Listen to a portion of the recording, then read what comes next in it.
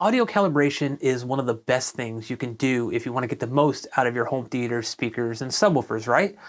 But what about calibrating a Dolby Atmos home theater? What do you do then?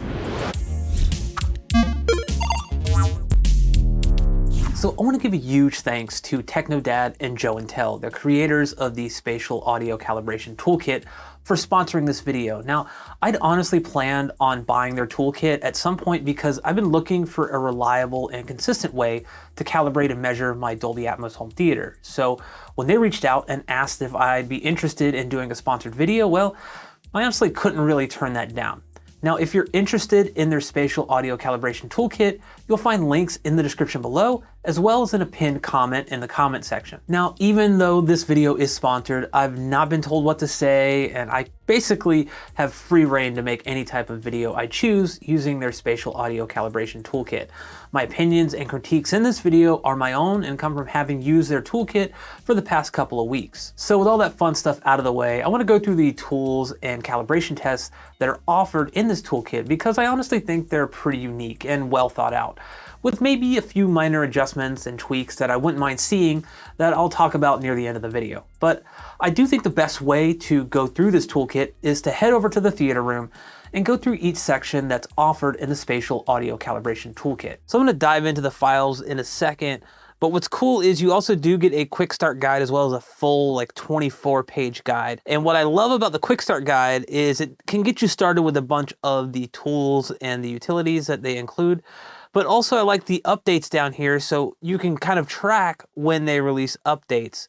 And you can see they've actually released about 4 so far, which is really awesome. And then if we go over to the full guide over here, this is a 24-page document that will literally walk you through everything from your basic test tones, stuff like that, how to use and utilize the timing tests, which I'll touch on when I get to that section here.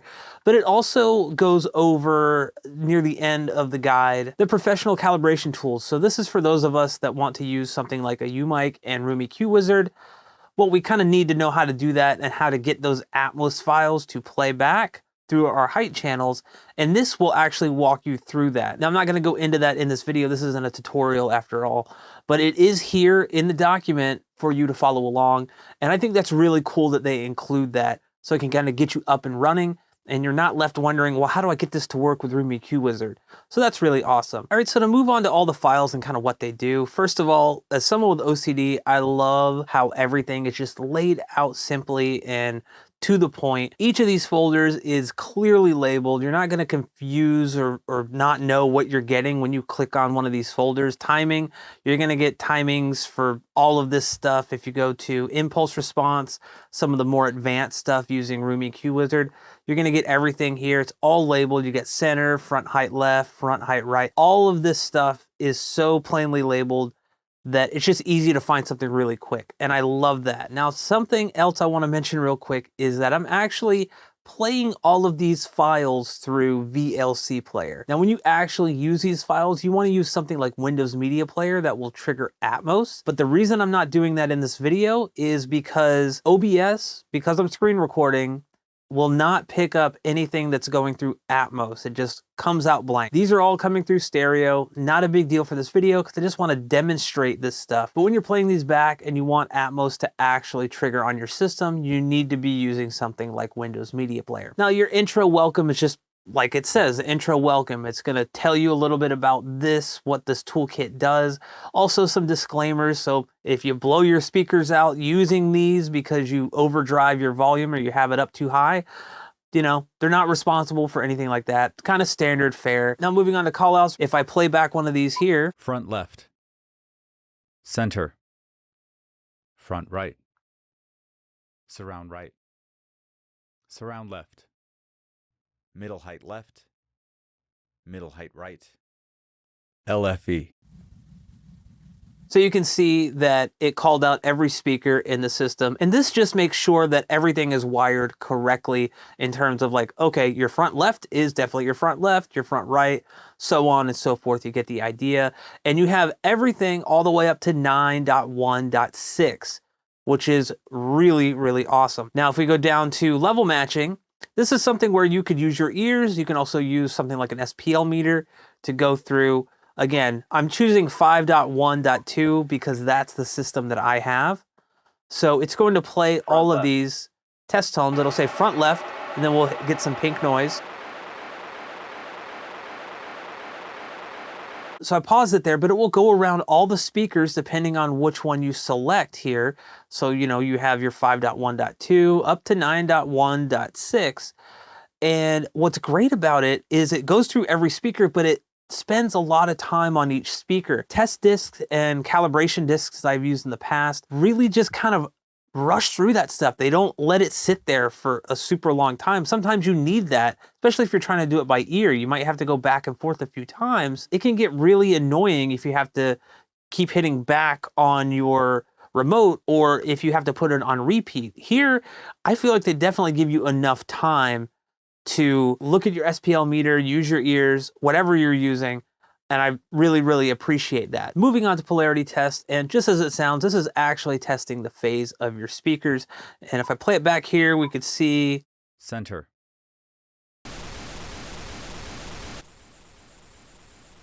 So here it's actually playing the left front and the center at the same time, and it will go in and out of phase, as you can see up here. So really useful stuff here. You're looking for like that focus sound when it's in phase and then the out of focus sound when it's out of phase. There's also typically a slight reduction in volume when it's out of phase, which is normal, but it goes through all 9.1.6. Now here I would have liked to see separate ones for smaller speaker systems. That way you're not having to sit through a bunch of different speakers. But honestly, this is something where you play it once, everything's here that you need. It's not really that big of a deal. So if we move on to timing, this is actually something that I really, really liked. And I'm gonna go ahead and play this real quick before I talk about it. So I'm gonna pick number 5 here, which is the front left and front right. 1, 2. It's actually playing tones at the same time from your left and your right speaker. I was actually able to use my ears to get them lined up. I actually did this thing where I really pushed the distance on one of them really far out, as far as it could go actually, and they were noticeably out of sync. The right speaker would play way sooner than the left speaker. And I was able to actually get the left speaker with my ears really, really stinking close to being just the right time. Now, if I wanted to go a step further, I could use REW's impulse response graph and really line them up based on that. But just looking at those charts, this got super close, which really impressed me. I've actually never been able to do this by ear before, and this actually allowed me to do it by ear for the very first time. So this alone, I think, is a game changer for a lot of people because you could go through your whole system, set up all of your speakers and time align them properly just with your ears. Can you do a better job if you use REW and like a U mic and use the impulse response based on that? Absolutely. But if you don't want to go through all that trouble, this can get you really close, which I think is a really, really great tool. So this is definitely something I'll be using now and in the future. Every time I set up a system in a different room, it gets you really close really quick. So moving on to the crossover points, and I want to reference the guide here for 1 second, just because it's really self-explanatory and the guide does a great job of telling you what it is. So you'll hear a series of test tones starting at 250 Hertz down to 16 Hertz.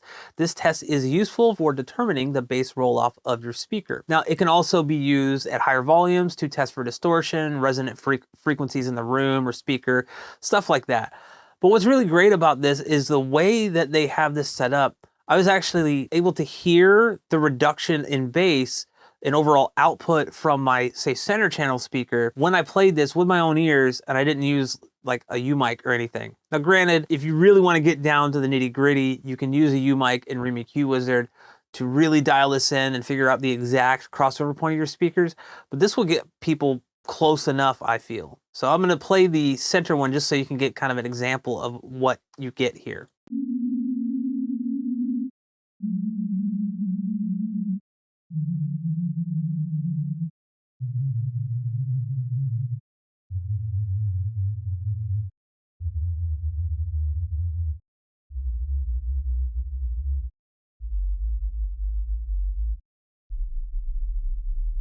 So yeah, as you can see, it just kept going down. And because I already have everything set up, speaker-wise, crossover-wise, I got no reduction in bass. But if you were testing this out for yourself, you're just getting things set up, you could definitely use this to set a really, really great crossover and be good with that. So moving on to speaker pairs, and this is actually great for testing out what they call the phantom image. So your left front and your right front speakers playing together. If you're in your sweet spot where you're right in the center between those two, it should sound like something's coming from right in the middle there. Everything's set up correctly, they come right out of the middle. It's also great for making sure your speakers are timbre matched, which means that all your speakers in your system are playing the same tone, the same type of way. So there's no really distinct characteristics from each speaker to speaker. They all sound relatively the same.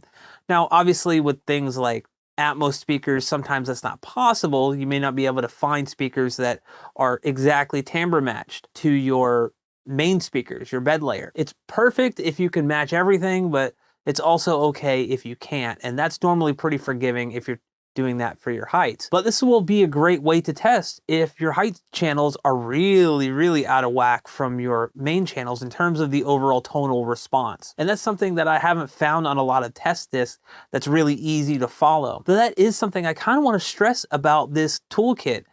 It's designed for both beginners and advanced users. So for those of us who are really deep into this stuff, it's great. But for people just starting out, it's great too, because everything is laid out really well and really simply so you can understand it and get the most out of your audio system. And I'm not just saying that because this is a sponsored video. I wish something like this existed 10 to 15 years ago, even though Dolby Atmos wasn't really a thing then in the home. Something like even a 5.1 system could benefit from something like this. I wish I had this all in one place before. Now, with that said, let's move on to tonal balance. And just like your speakers that need to be timbre matched and they all sound the same, we all hear things differently. And sometimes speakers might sound a little too harsh, or you might want a little more bass or a little more mid-range. But the problem comes in when you're trying to adjust that on the fly when watching a movie, listening to music, something like that. What this does is it allows you to use pink noise that is repeatable. So it's the same tone over and over again. What this allows you to do is actually adjust your EQ to your liking based on your ears in your room while using pink noise. And that way you don't have to worry, oh, this sounds great for a movie or this specific movie, but as soon as I play something else, it sounds off. When you dial it in with pink noise, that theoretically should sound good on every single thing that you listen to. I really, really like this approach. This is something that I've used in the past. Instead of using a song or something, I've used pink noise to really dial things in, and I noticed, oh, it sounds good on everything I dial in. So I'll play a little bit here so you can see what I'm talking about.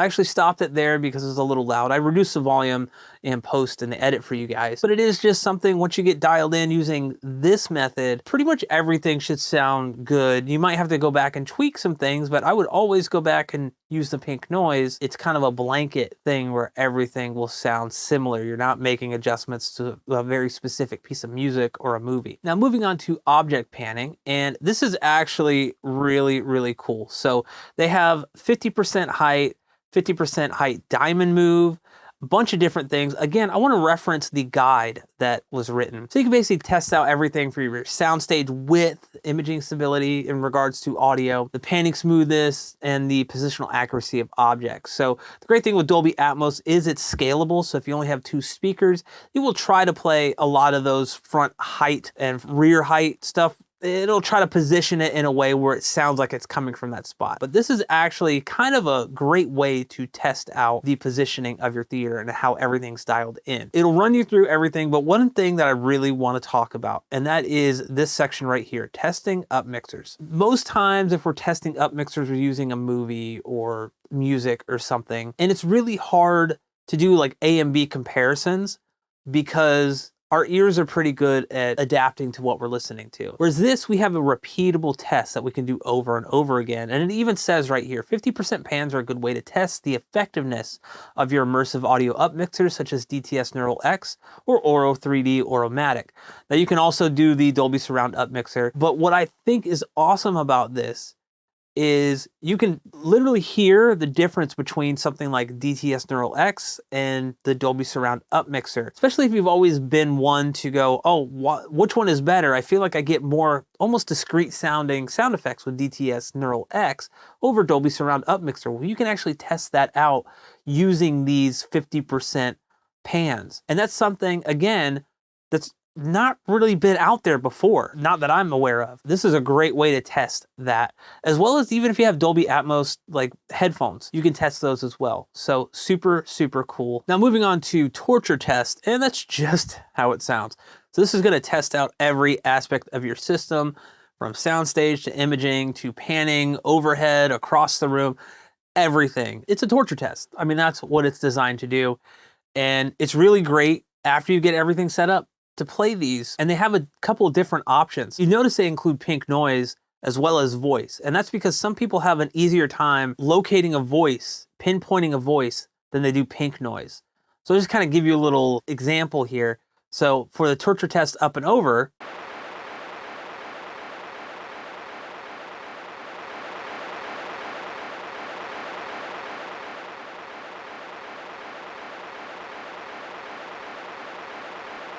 so you notice that it is going up and over. You may not be able to hear it through your headphones or speakers or phone, but if we play that same test with a voice, it's now suddenly easier to locate, for me at least. Here I am, moving around your room. Here I am, just moving around your room. Can you hear me? Moving through your room, moving through the room, moving through the room. I'm moving around. It was much easier for me to locate that voice than it was that pink noise. So the fact that they include both of those is really, really awesome. Really love that. I'm not really gonna touch on the impulse response, sweep test, and periodic pink noise. This is all stuff intended for Room EQ Wizard and a U-mic calibrated microphone. You do require an extra step. If we go to the full guide, it'll actually tell you that you need to import files into REW. It's actually a section they added recently walking you through that. If you guys would like a tutorial on this, actually, let me know in the comments below and I will try to make that happen. It's really pretty simple if you follow this guide, but I can make a video about that if you guys. So having used the Spatial Audio Calibration Toolkit for a couple of weeks now, how do I feel about it? Well, honestly, I kind of love it. I mean, having all the calibration files in one place that I can access quickly, and Dolby Atmos no less, has been pretty game-changing when it comes to making any tweaks that I've wanted to do to my system.